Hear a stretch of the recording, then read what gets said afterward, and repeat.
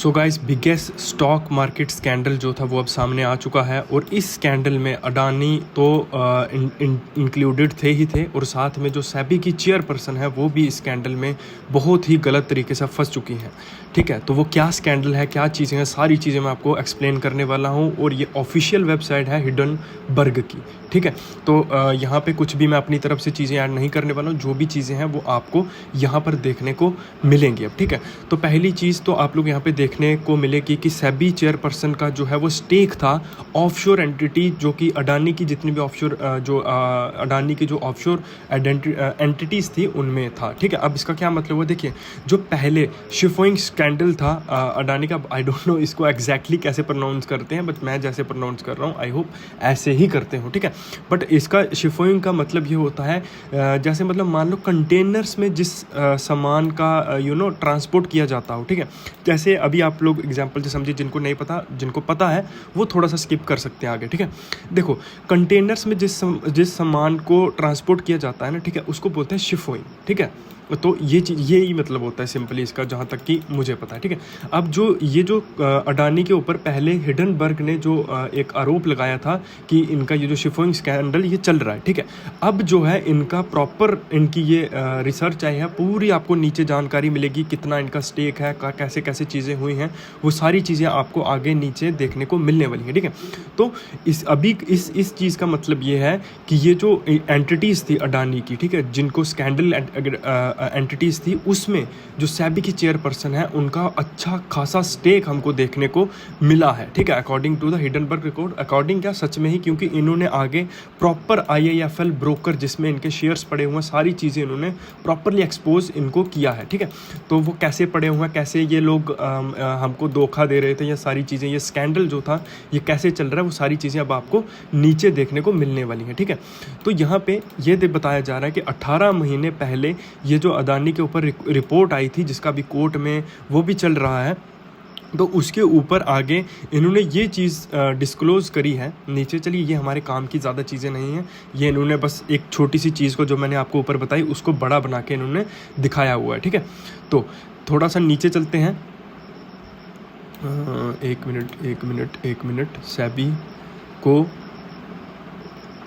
ठीक है,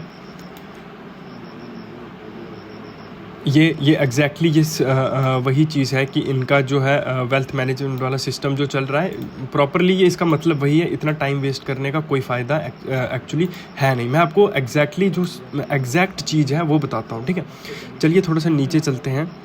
ठीक है, डॉक्यूमेंट सोर्स मधुबंशी बंच करंटली, तो इनका बताने का मतलब अभी यहाँ पे ये है कि ये जो हैं मधुबई बंच, ठीक है, इन्होंने अपने पति यानी कि ध्रुव बंच के नाम पर सारे शेयर्स रखे हुए हैं और शेयर्स की मैं आपको बता दूं इतनी कीमत है कि एक जो सेबी का चेयरपर्सन होता है वो, उसके पास कभी इतना पैसा नहीं होगा, वो इतनी इन्वेस्टमेंट कहाँ से करेगा। ठीक है, बहुत खतरनाक स्कैंडल जो है वो ये जो चल रहा है, मैं पहले आपको सीधा वहीं पर लेके चलता हूँ, फिर हम बाकी सारी चीज़ें यहाँ पर डिस्कस करते हैं। देखिए, सबसे पहले यहाँ पर एक चीज़ को समझने की कोशिश करिए। क्लाइंट का पूरा नाम है ध्रुव बंच, ठीक है, एंड मधुबई बंच यानी कि जो अभी सेबी की चेयरपर्सन हैं। ठीक है, इनके एग्जैक्ट डेट ऑफ बर्थ, इनका आइडेंटिफिकेशन नंबर, इनका कॉन्टैक्ट नंबर, इनकी नेशनैलिटी, इनका सोर्स ऑफ फंड यानी कि इनकी सैलरी, इनकी अप्रोक्स नेटवर्थ जो कि $10 मिलियन के आसपास बताई जा रही है। ठीक है, और क्लाइंट कैपिटल एक्सपीरियंस 15 ईयर्स। ठीक है, अब यहाँ से ये चीज़ पक्की होती है कि इनका 15 साल का लगभग रिकॉर्ड हो सकता है IIFL सिक्योरिटीज़ में, और ऊपर अगर हम यहाँ तक देखें तो इनका जो 15 इनका जो रिकॉर्ड है वो सच में IIFL सिक्योरिटीज़ जो है, जो एक ब्रोकर हैं, उनमें इनका अकाउंट एग्जैक्टली पड़ा हुआ है। ठीक है, अब अगर हम यहाँ से थोड़ा सा और नीचे चलें तो यहाँ पे ये एक एप्लीकेशन देखने को मिलेगी, आप इसका स्क्रीनशॉट लेके इनको थोड़ा सा पढ़ सकते हैं अगर आप ज़्यादा इस चीज़ को देखना चाहते हैं। तो यहाँ पे आपको एग्जैक्ट चीज़ देखने को मिलेगी। ठीक है, देखिए ध्रुव बंच, ठीक है, 26 फरवरी 2018, ठीक है, global dynamic opportunities fund limited, ठीक है, इनके थ्रू पैसा यहाँ पे ये जो इन्वेस्टमेंट हुई होगी। ठीक है, अब ये इनके पति का अकाउंट है। ठीक है, अब जो ऑफरिंग प्राइस था वो 143.72 के आसपास था। नंबर ऑफ शेयर्स देखिए 6,72,072 शेयर्स यहाँ पे है, और इनकी टोटल जो वैल्यू है वो 8 लाख $8,72,000 US में होती है, ठीक है। आप देख सकते हो $8,72,000 US, ठीक है।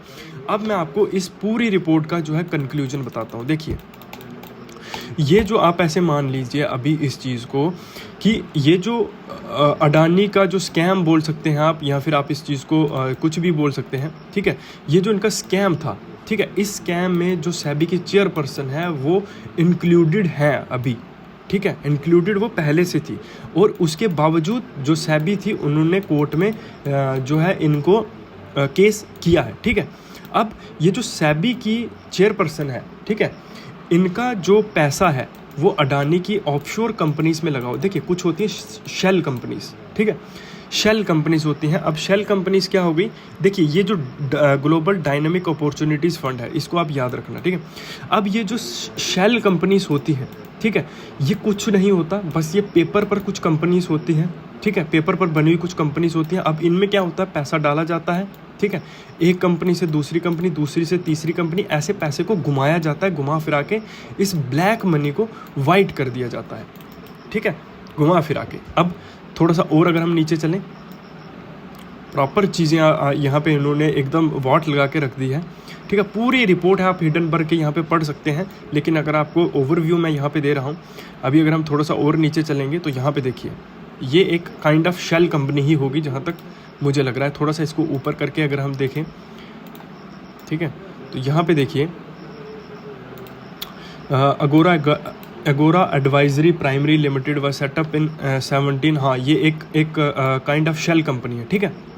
अब शेल कंपनी में ये जो मधुबई बंचपुरी है, ठीक है, इनका शेयर है, इनके शेयर्स हैं 9900, ठीक है, 9900 शेयर्स हैं, और पूरी कंपनी की लगभग मालिक यही है, और कुछ और है कविता शाह, ये कोई भी हो सकती है, हमें नहीं पता ये कौन है, ठीक है।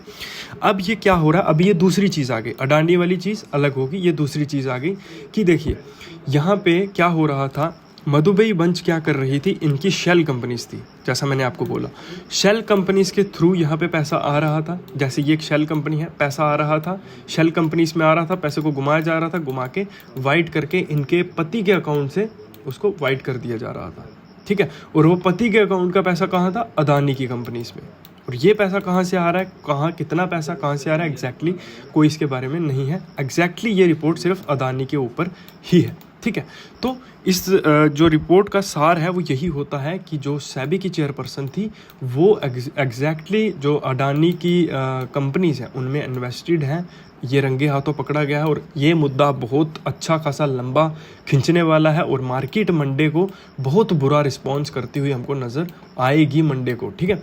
तो ये चीज़ें हैं, तो अभी देखते हैं आगे क्या बनता है। आप पूरी रिपोर्ट को पढ़ना चाहें तो पढ़ सकते हैं, बहुत सारी चीज़ें हैं इसमें, बहुत सारी चीज़ें अभी इसमें पड़ी हुई हैं। बट जो आपको जो है यहाँ पे अगर आप देखिए, in 2022 the entity reported 2,61,000 revenue dollars में, revenue from the consulting 4.4 times her disclosed salary at SEBI, ठीक है।